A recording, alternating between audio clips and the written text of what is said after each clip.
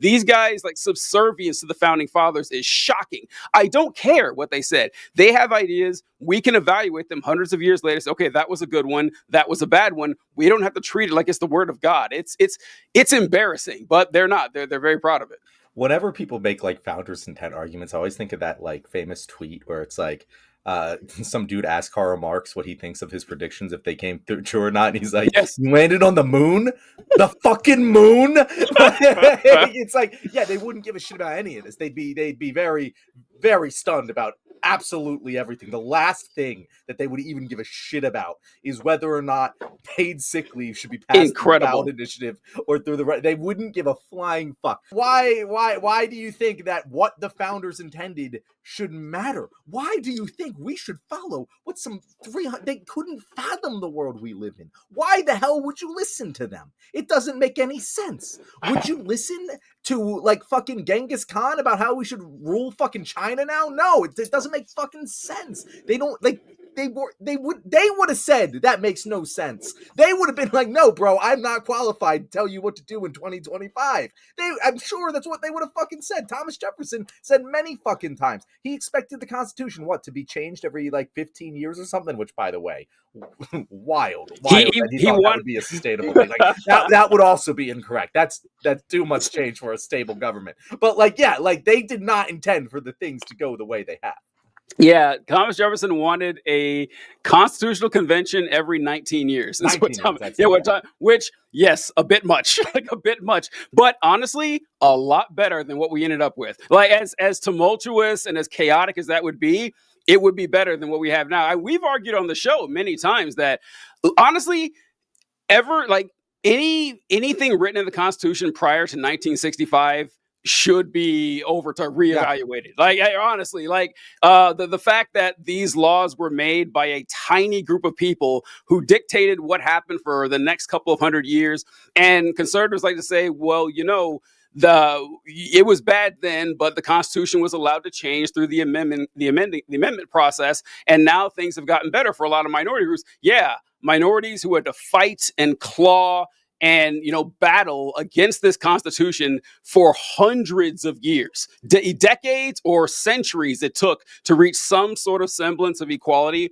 and that equality came in spite of the Constitution, not because of it. Don't get it twisted. So yeah, that's kind of fucked up. Thomas Jefferson said that us trying to put in stone the laws that are going to be governing future generations would be like me trying to wear the same clothes I wore as a child. Like Thomas Jefferson, I like to say this, that if you read Thomas Jefferson's writings, I think that if he woke up today, I think that he would see that, black people are free and voting citizens.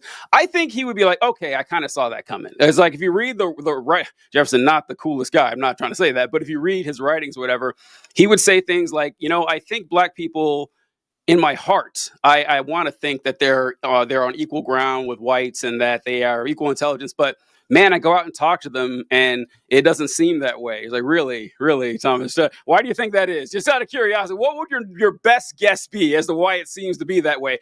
But I don't think he would ever be prepared for the emancipation and freedom of women. I think it would shatter his brain. Like the thought would have never occurred to him, which is a different universe than the one that we're used to. John Adams was responding to someone who said that he believed the voting age, I think the voting age is 21, and someone wanted it to be either 16 or 18.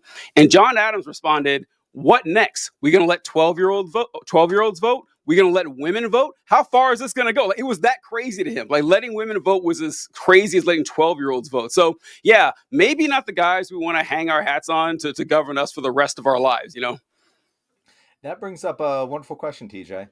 That we didn't anticipate covering today, but since this is just kind of one of those shows, let's talk about it. Yep. What should the voting age be? Oh, yeah. So, I think there's a good argument for 16. Well, honestly, what is it like if you pay taxes, if you're old enough to pay taxes, you're old enough to vote. I think that is a perfectly fair argument. You could make arguments that, because what I say is, if people don't pay taxes, they still vote too, because what happens affects them. So you could make an argument for, I don't know, I guess it's arbitrary, like 15, 14 or whatever. I don't think you should let 4-year-olds vote. That seems a little irresponsible, but you got to set the cap somewhere. But I think 16 is fair enough. What do you think, John? Yeah, no. So I'm glad we agree on this. This was actually like one of my original crusades. Before I was probably like 15, 16 years old. And I was like, why the fuck can I not vote? I don't understand this. It doesn't make any fucking sense. And it really doesn't. Like 18 is honestly the dumbest voting age, because 18 is the age at which people typically transition their entire fucking lives. Some people stay at home with their parents at that point, but a lot of people move out when they're 18. A lot of people go to college when they're 18. A lot of people, just aren't in the place where they would be voting. And so you get to your 18th birthday, you go to college, you're trying to vote, or you start working a new job. It's not what is a priority to you. And so you then don't vote, and then you get in the habit of not voting. Where there's study after study after study after study that shows when you start voting at a younger age, you're far more likely to vote for the rest of your life than if you don't. And so getting people to start voting when they're 16, still in their hometown where they're voting, would make a hell of a lot more sense. And like you said, TJ, if you're paying taxes, which teenagers do, people can start working as early as 14. I started working as soon as I was 14. I had a real big, not a big boy job, but I had a real job. I was making income. I was paying income tax. And it makes no sense why I'm paying taxes, but I wouldn't have representation. That's kind of what our whole country was founded on, right? And people say, oh, well, they'll just do whatever their parents say. First of all, no, the fuck they won't. Have you ever met a teenager? No. Since when did teenagers do Second of all, who the fuck cares? If they're going to do that at 16, they're going to do it at 18 too. It's not going to make a fucking difference. And if you're going to tell me that a 16-year-old can work a job, but they can't vote, like half this country voted for Donald Trump. I don't even understand what you're telling me. We need more literacy or something. What the fuck? What is this measure? How are you measuring this person by their age? It doesn't make any sense. I would lower it as low as 14, because of that's when you can start working. That's when you should be able to start to vote. It doesn't make any sense otherwise. It better damn well be 17, since 17-year-olds can join the military. So why the fuck do we think someone can join the military but they can't fucking vote? And 16, I think, is just probably the best age to land on in terms of what we can actually accomplish. Because I can see arguments where it's like a 14-year-old. I get it. There's definitely 14-year-olds who I think should vote, and definitely 14-year-olds where I'm like, but like 16-year-olds, like you're grown enough, you're mature enough, you're learning fucking calculus. You can fucking vote, bro. Yeah, it is wild that you can join the military at 17, but you can't vote. I have yet to hear a good argument for that. I just like, how is that possible? So yeah, that is kind of crazy. Or what about this? Like, this is like a reversal on it. If you're like 14-year-olds can't get, part-time jobs, whatever. What if they weren't taxed? Like, what if, your pay isn't taxed then because you can't vote? That would be kind of a way to circumnavigate it or something. But see, here's the thing. How does that benefit me? I would rather collect the tax revenue and let the fucking 14-year-old vote than, give them a tax break for not voting. Like, I just don't understand how that's beneficial to the rest of us. It's not about a social utility. It's about the fairness part. I was saying that since you can't vote, we're not going to tax you. I wasn't saying, argue. But if you are against it one way or the other, but the voting age, that's funny. You don't hear a lot talked about it. I mean, I don't see it happening anytime soon, but certainly 17. Either don't let 17-year-olds join the military, or 17-year-olds should be able to vote. I have no idea why anyone would argue against that.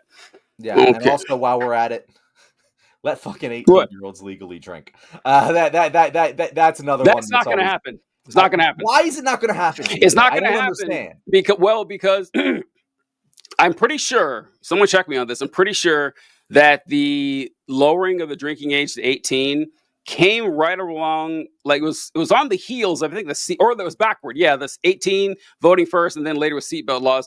And that's because so many fewer people died. That's why. Because when they see that, we let 18-year-olds drink and we have a 40% increase in deaths, they're never going to return that back. There's just no way. I'd be surprised if it would. Now, on principle, you're right. I think that the fact that there are different tiers of adulthood insane.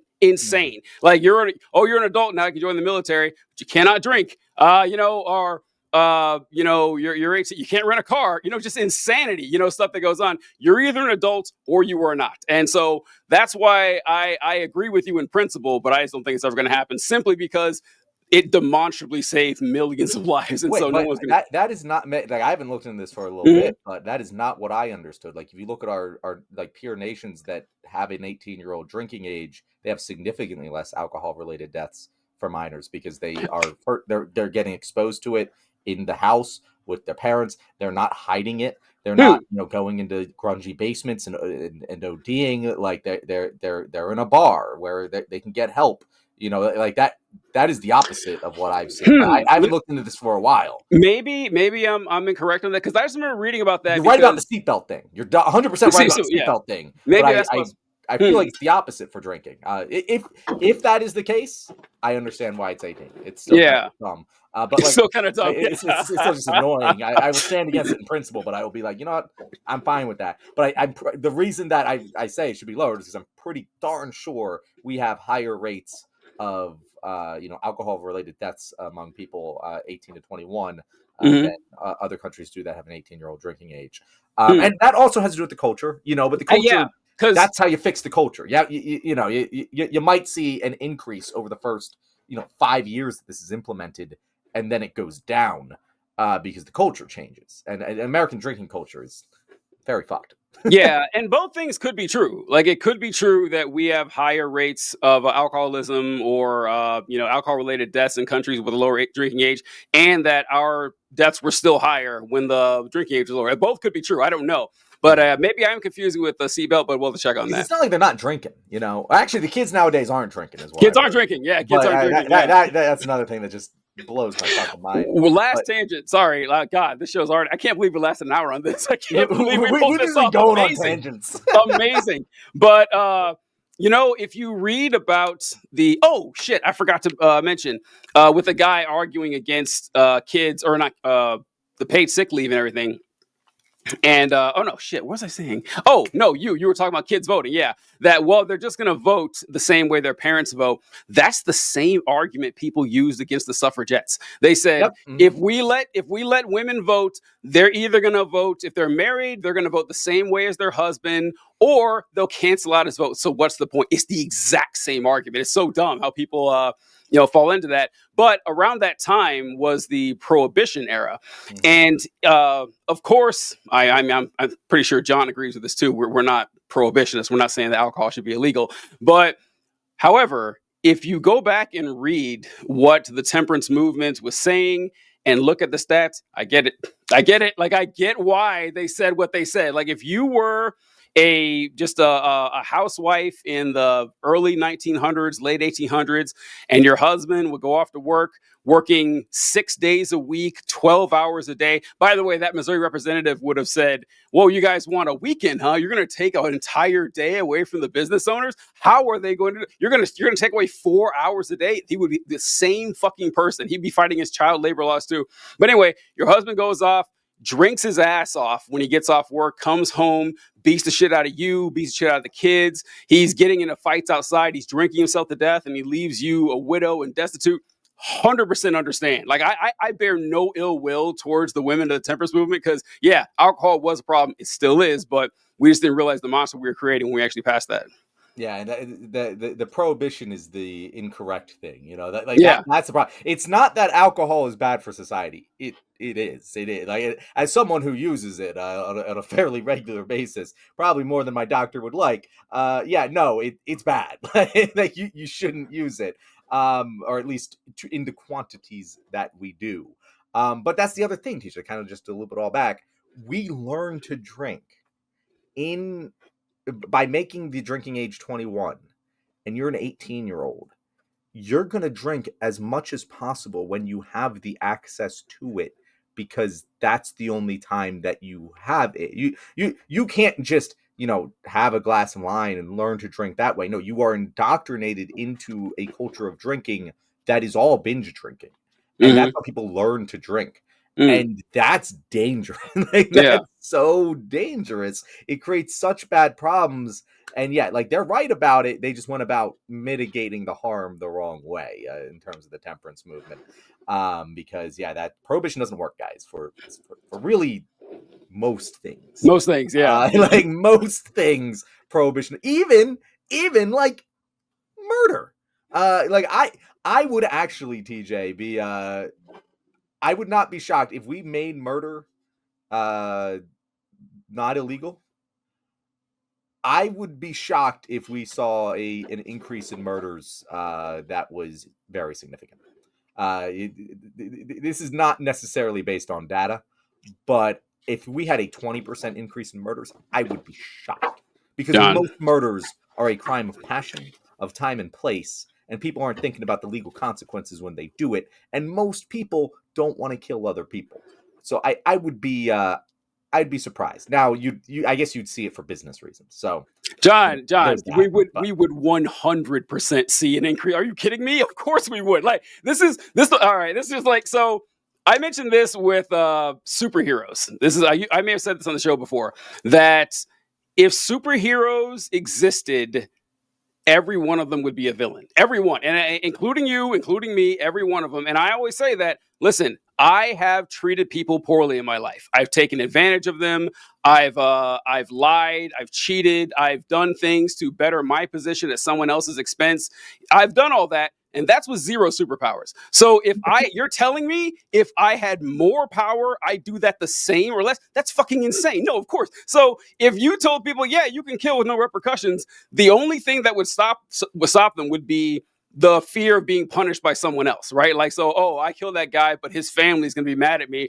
But if you're just traipsing through a town and someone gets in a fight with you and they piss you off to enough a level, yeah, it's definitely, there's no way it stays the same or goes down. No chance. And I point to this with hunter-gatherer societies, that if you look at the murder rate in like hunter-gatherer societies without like formalized structure, the murder rate is staggering. And if you look at ancient societies, their murder rate was like 20% of men, or 20% of men died from being murdered by another man. Like, it is insanely high. So yeah, I think the laws, I don't think it's an accident that everyone has murder laws. I think there's like, oh, if we don't do something about this, we're going to see more of it, not less. That's my... I want to be very clear. I am not advocating for getting rid of murder laws. I do think I'm 100% okay with murder being illegal. This is a anti-murder podcast. Most of the time, but most of the time, true. So I wish I had like the stats handy. I'm pretty sure what you just said is bullshit. In terms of we've done this before. We've had this exact conversation. Yeah, have before. we? Have we? You know, we've had this. I'm gonna we've had the exact. I'm gonna send it to you. We've had this exact conversation. Yes, and I pulled it up on Google. I remember having it. I was like, oh, this is deja vu. Yo, because Tuesday, you thought the murder rate in Hunter-Gatherer was low. We are having this fight on Tuesday, TJ. I'm coming prepared. It was literally like 20-something%. It's wild. Yeah, and it makes sense. Well, you know what? Fine. Well, or you know what? We got us an hour. Hey, to add, thank you guys for watching this video. If you guys happen to watch this entire live show, I apologize. This is not our best effort, but like and subscribe anyway. Otherwise, you will die like a dog. Like a dog. We really appreciate you guys. Thanks so much for watching. It's been fun. We are the favorite podcast, the favorite YouTube channel of lots of men, strong men, tears in their eyes. They love it. We hope you guys do too. Catch you later.